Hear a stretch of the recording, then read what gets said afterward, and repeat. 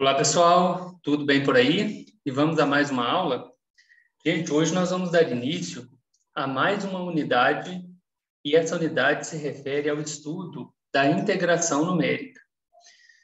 Como eu havia comentado com vocês, na última aula, né, nós fechamos aquela parte de interpolação, ajuste de curvas, e aí nessa videoaula eu vou trazer as informações iniciais sobre o estudo da integração numérica e duas primeiras regras para o cálculo de integrais de forma numérica, que seria a regra dos trapézios e a regra de Simpson.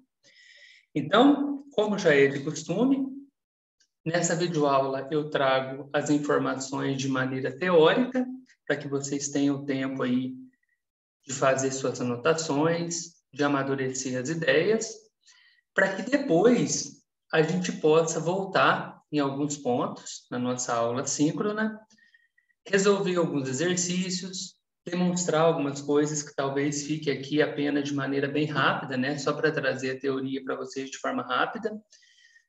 E até como forma da videoaula ficar um pouquinho menor, né? Para não ficar aquela aula muito grande, porque como eu já comentei com vocês, aqueles vídeos muito longos, né? Às vezes acaba que atrapalha um pouquinho, né? Não que seja um problema, mas eu procuro fazer vídeos um pouco menores para que a gente possa ter a oportunidade depois de discutir um pouco mais sobre o assunto lá nos nossos momentos síncronos, tá? Então, gente, na aula de hoje eu vou trazer para vocês as informações iniciais sobre a integração numérica, a regra dos trapézios e a regra de Simpson. Então, estejam preparados aí para fazer as suas anotações, as suas marcações, possíveis dúvidas que talvez surjam, para que a gente possa discutir depois. Sejam bem-vindos mais uma vez, né? Vamos dar início aí a mais uma unidade. Nós estamos na fase final da disciplina, então falta essa parte de integração e a parte de resolução numérica de equações diferenciais. Então, nós estamos aí na fase derradeira mesmo da disciplina, tá? Beleza. Bom, gente, então, ao se falar em integração numérica, a ideia inicial seria o seguinte: quando você vai integrar numericamente uma função y igual a f de x em um dado intervalo AB, esse processo ele consiste, em geral, em integrar um polinômio Pnx que aproxime f de x num dado intervalo. Então, essa parte de integrais, vocês devem se lembrar bastante, né, lá do cálculo 1, do cálculo 2, cálculo 3. Então, vocês trabalharam com integrais de função de uma variável, integral de funções de várias variáveis, né? E aí, tem algumas situações que, inclusive, a gente viu lá no cálculo 1, cálculo 2, cálculo 3, que impossibilita, né, que a gente consiga resolver essa integral de forma analítica. Então, essa é uma das justificativas para que a gente utilize o processo de integração numérica. E aí, né, é essa ideia, então, da gente trabalhar com essa função y igual a f de x, só que, ao invés da gente utilizar essa função, a gente vai trabalhar com um polinômio, Pn de x. Então, é como se fosse uma substituição dessa função por uma outra mais simples. Assim como nós fizemos no processo de interpolação e no ajuste de curvas, né? Então, quer dizer, uma coisa vai meio que amarrando na outra. Então, gente, aqui eu trouxe, né, algumas vantagens de se trabalhar com o processo de integração numérica. Então, as vantagens de se integrar um polinômio que aproxima y igual a f de x, ao invés da própria função f de x, são principalmente as seguintes. Primeira coisa, essa função original f de x, ela pode ser uma função, entre aspas, difícil de se integrar, ou, muitas vezes, impossível de ser integrada de forma analítica. Enquanto que o polinômio, a integração dele é de forma imediata. É uma das integrações mais simples que a gente tem.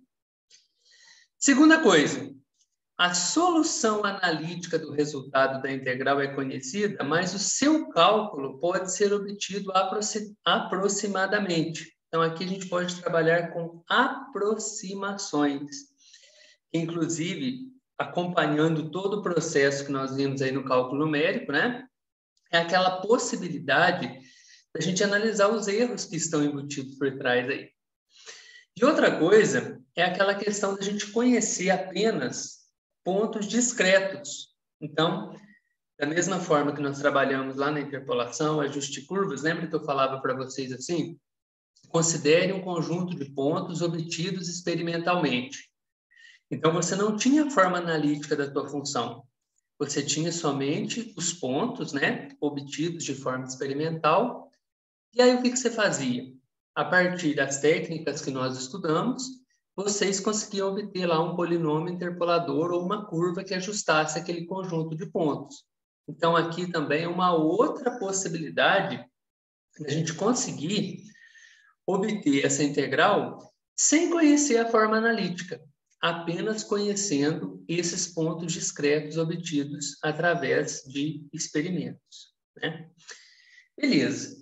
Essas fórmulas de integração que a gente vai trabalhar, elas são de manejo fácil e prático e nos permitem, quando a função f de x é conhecida, ter uma ideia do erro cometido na integração numérica. Então, quando a gente conhece a função, a gente faz essa substituição por um polinômio, a gente tem a possibilidade de analisar o erro. Tanto que nessas regras que a gente vai trabalhar aqui, eu já vou trazer para vocês a formulazinha do erro para a gente analisar o valor da integral original, né, entre aspas, e o valor aproximado por meio dessas regras. Beleza. Bom, isso aqui. O que nós vamos trabalhar aqui são com as chamadas fórmulas de Newton-Cotes.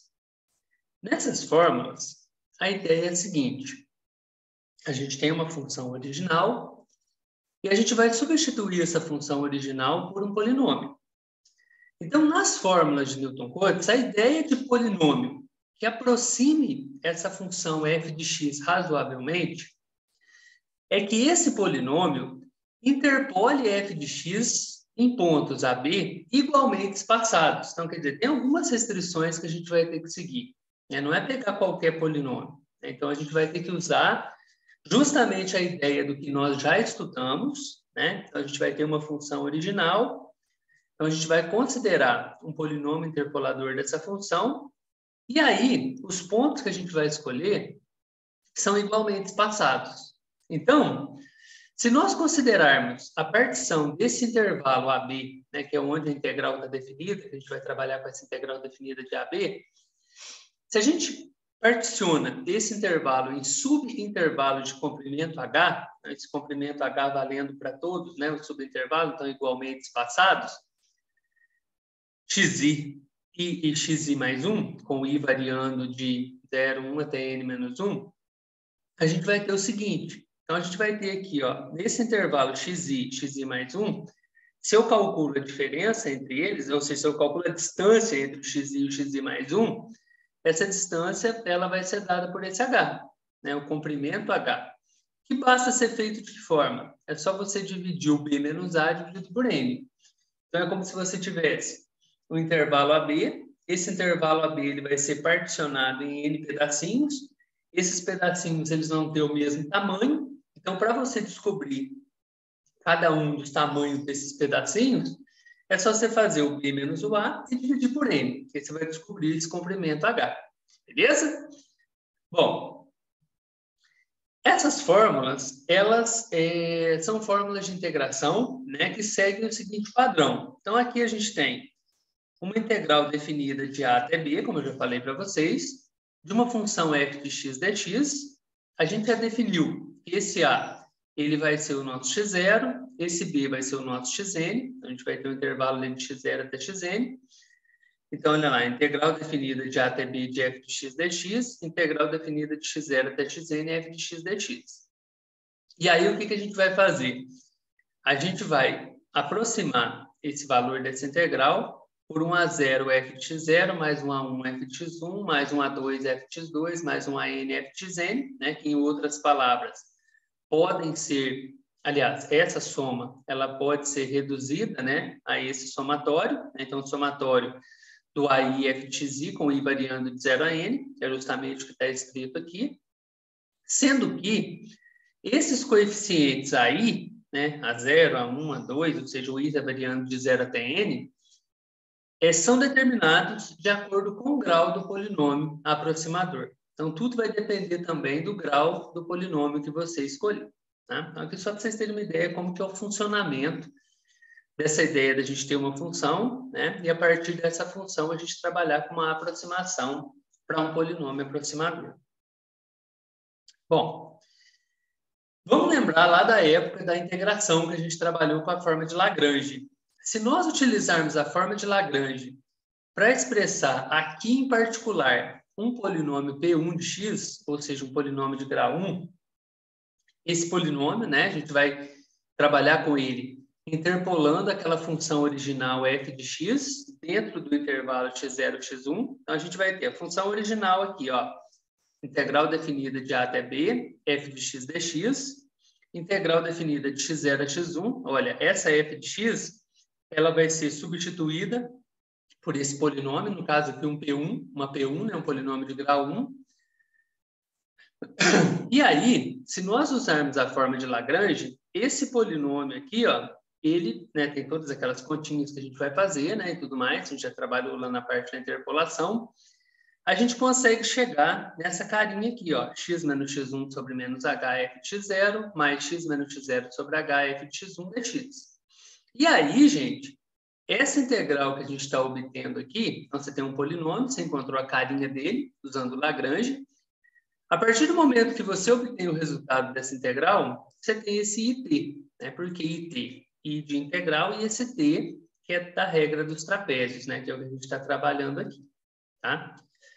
Aí tem uma coisa, gente, se nós pegarmos essa expressão aqui, ó, obtida pelo polinômio de Lagrange, se a gente fizer as continhas e desenvolver essa expressão, nós vamos chegar que o IT é dado por h sobre 2, que multiplica f de x0 mais f de x1. Isso é simples de fazer, é só você desenvolver essa expressão aqui. Mas aí é que está interessante. E aí o nome, né, o porquê do nome regra dos trapézios. A partir do momento que você desenvolve isso e você obtém essa expressão, aqui, gente, vocês podem perceber que h sobre 2, f de x0 mais f de x1, é justamente a carinha da área de um trapézio cuja altura é h, no caso x1 menos x0, e as bases f de x0 e f de x1. Base menor mais base maior, dividido por 2 vezes a altura. É justamente o que está acontecendo aqui, ó. E aí, gente, se a gente analisar de forma geométrica, para vocês entenderem o que está acontecendo ali, olha o intervalo que a gente tem. A gente tem aqui um intervalo de A até B, x0, x1, né? Aqui a gente já viu que essa distância, ela mede h. Para o x0, a gente tem um f de x0 correspondente, para o x1 a gente tem um f de x1 correspondente. Aqui é a curva, né, da nossa função, nosso f de x. A gente está trabalhando aqui com um caso particular de um polinômio de grau 1, né, um polinômio que gera uma reta, né, então a gente tem essa reta passando por esses nós, né, x0, x1, a gente já viu isso na interpolação. E aí, gente, o interessante, beleza, a gente está calculando a integral, né? Então, se a gente está calculando a integral definida, a gente estaria analisando aqui a área abaixo dessa curva. Só que essa curva f de x, ela foi substituída por essa P1. Então, trocou f de x por um polinômio de grau 1. E aí, gente, vocês podem perceber que abaixo dessa reta, a gente tem aqui, ó, o f de x0 representando uma base menor, o f de x1 representando a base maior e esse h é a altura, né? Então, se a gente observa essa imagem aqui, ó, a gente vê que a área é justamente a área de um trapézio, né? Mas uma observação importante também de ser destacada aqui é que o nosso objetivo é obter uma aproximação para a integral dessa curva aqui, ó, dessa curva f de x. Então, a gente obteve essa imagem cinza aqui, né, como sendo um trapézio, mas com um pedacinho aqui, né? Mas aqui complementou um pouquinho. Então, quer dizer, tem um certo erro embutido ali, né? Então, e isso vai depender também do grau do polinômio que você vai escolher. Mas só para vocês terem uma ideia aqui, quando a gente escolhe essa P1 de x, essa reta que a gente está usando aqui, a gente obtém justamente um trapézio, que é a ideia do que a gente está trabalhando aqui, regra dos trapézios. Tá? Então, por isso, base menor mais base maior vezes a altura dividido por 2, que é justamente aqui, ó, que a gente obteve aqui. Beleza?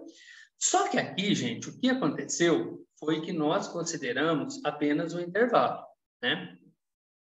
Se o intervalo de integração é muito grande, o que a gente pode fazer é subdividir esse intervalo, né, intervalo maior, e aplicar a regra dos trapézios repetidas vezes. Então, você tem um trapéziozinho aqui, outro aqui, outro aqui, outro aqui, igual a gente fazia lá no cálculo 1.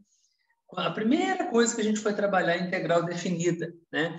Aquela ideia de quebrar aquela área sob a curva em vários retângulos, né? Aqui a nossa ideia vai ser fazer o quê? Vai ser particionar isso em vários trapézios, usando essa mesma ideia. Então, se a gente não fizer isso, né?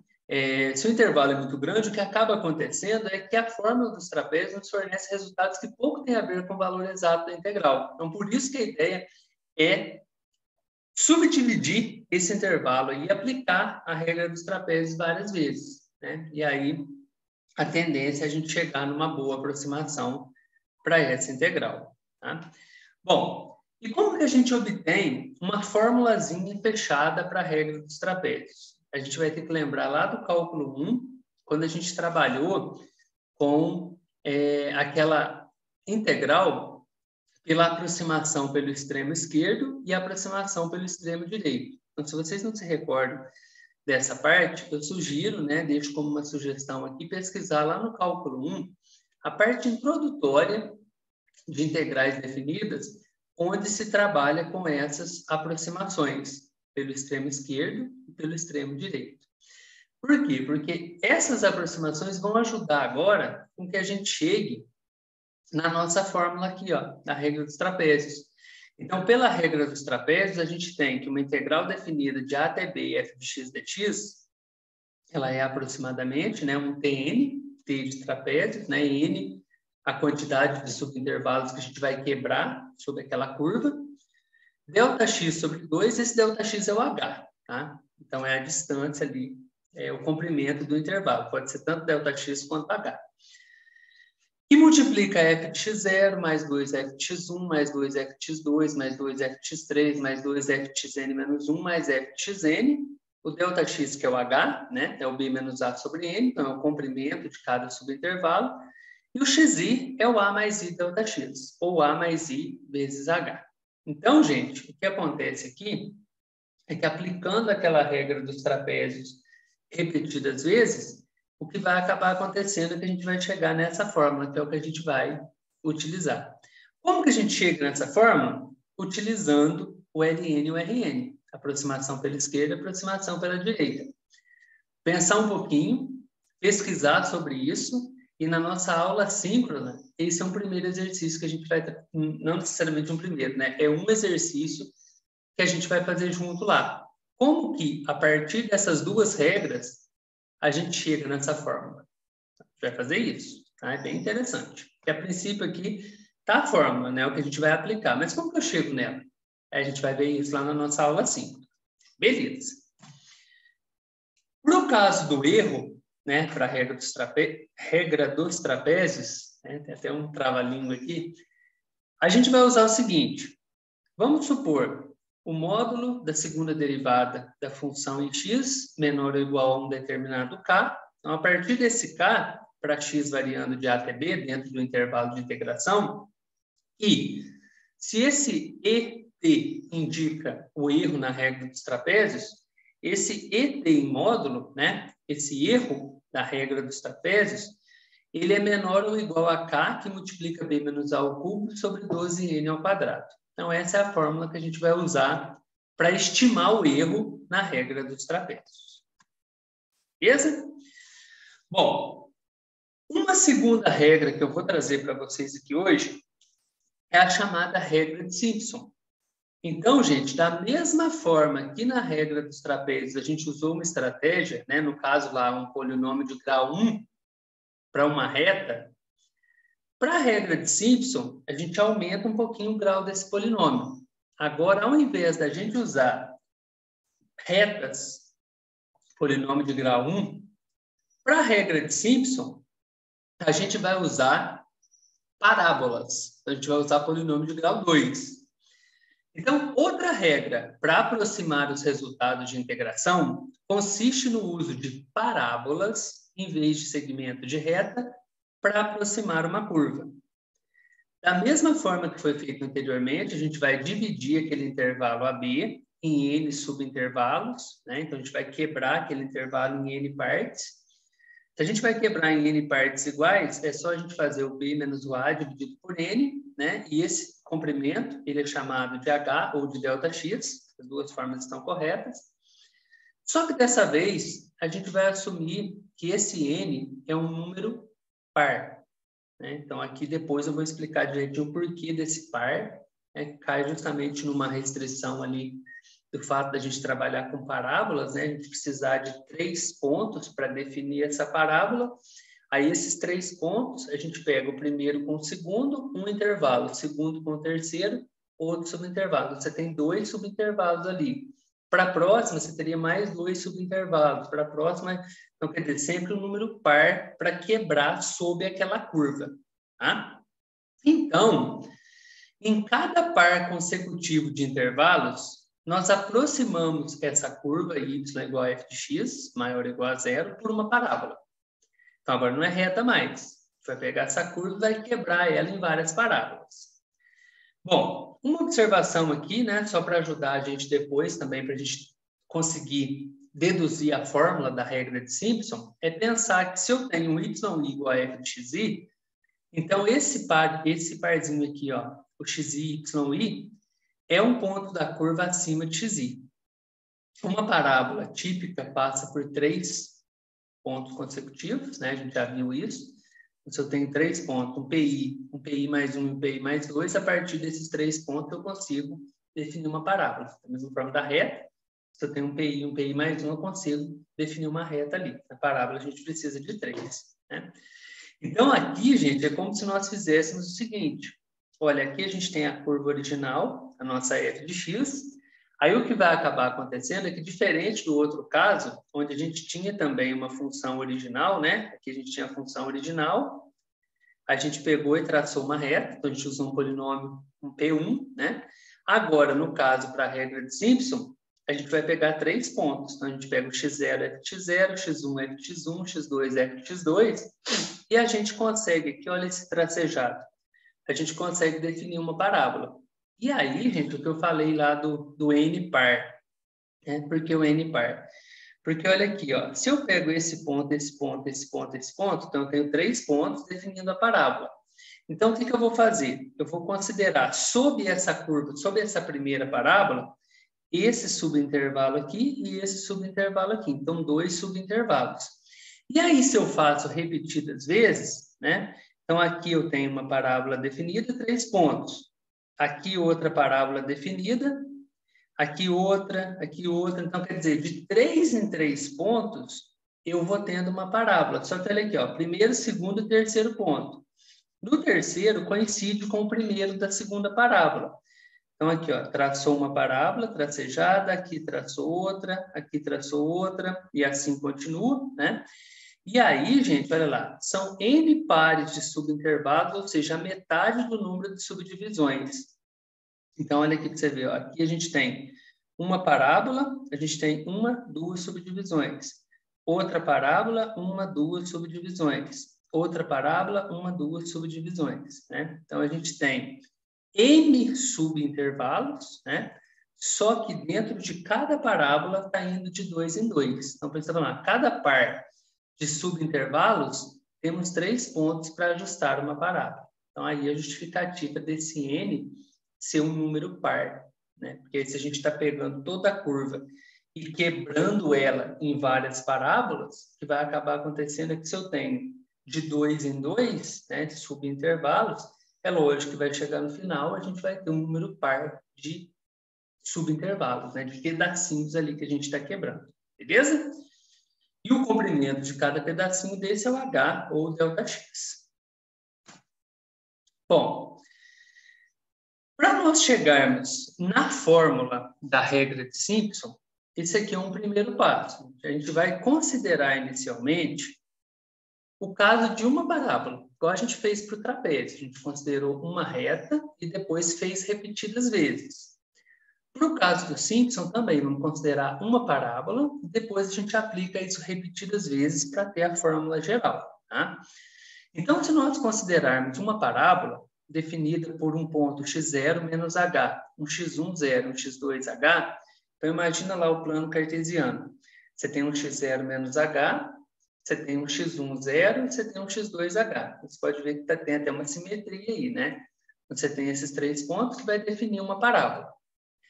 Nós sabemos também que uma parábola que passa por 3 pontos, P0, P1 e P2, tem essa carinha aqui, ax ao quadrado mais bx mais c. Então, gente, como aqui a gente definiu do menos h até o h, a nossa integral definida de menos h até h, dessa parábola, né, que é uma parábola que está sendo definida aqui, ax ao quadrado mais bx mais c dx, ela é dada por h sobre 3, que multiplica 2 vezes ah ao quadrado mais 6c. Como que a gente chega nisso? Bom, a gente chega nisso integrando essa função e substituindo, né, os intervalos, uma integral definida.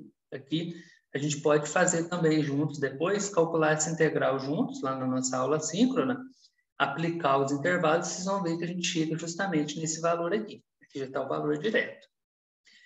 Nós sabemos que essa parábola que foi definida aqui, ela passa pelo menos hy0, né? Foi definido x0 menos h, então tem um y associado a ele, que é o y0, um P1, x1 igual a 0, y1, e um P2, x2h e o y2. Aí, gente, a gente pode reescrever a área dessa parábola como sendo h sobre 3, vezes y0 mais 4y1 mais y2. Então, esse resultado que a gente obteve aqui, ó, usando essa informação, a gente consegue chegar nessa fórmula. Como? Usa essa fórmula aqui, né, que é a forma geral de uma parábola, substitui esses pontos, faz algumas transformações e você chega nessa expressão.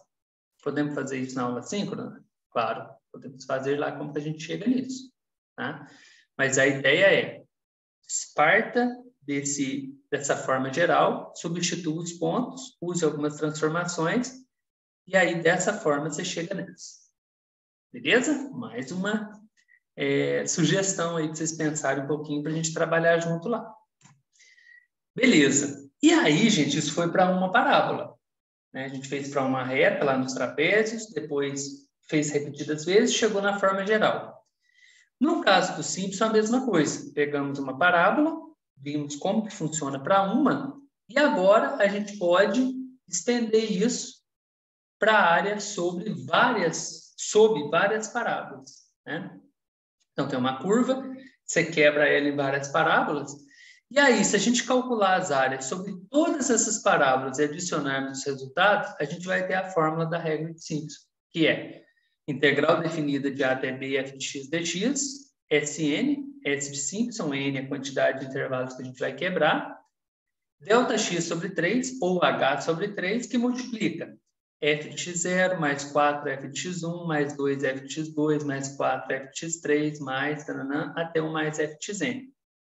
Onde o n é par, a gente já viu por quê, e o delta x, ou h, é o b menos a sobre n, que é o comprimento lá, né? A gente está vendo de cada subintervalo. Beleza? Então, essa é a fórmula do Simpson.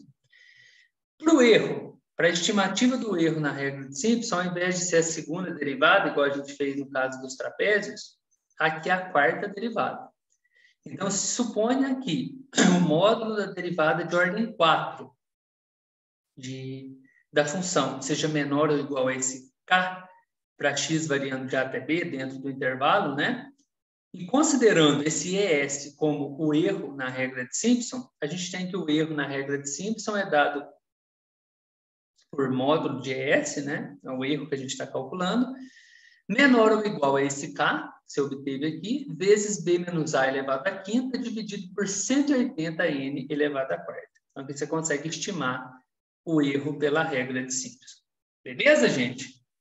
Então, essas foram algumas informações. Eu sei que de maneira teórica, né? Às vezes acaba faltando alguma coisinha ali, mas que a gente tem o nosso momento depois síncrono para complementar isso. A gente pega essa teoria e vamos colocar em prática, né? Nas demonstrações, na resolução de exercícios, mas aqui é uma forma de trazer para vocês essa possibilidade, né, de apresentar um pouco da teoria por trás, vocês terem a possibilidade de fazerem as suas anotações, né, copiarem aí as definições, as informações importantes de maneira tranquila, e depois vocês trazerem isso para que a gente possa discutir um pouquinho mais lá no nosso momento 5.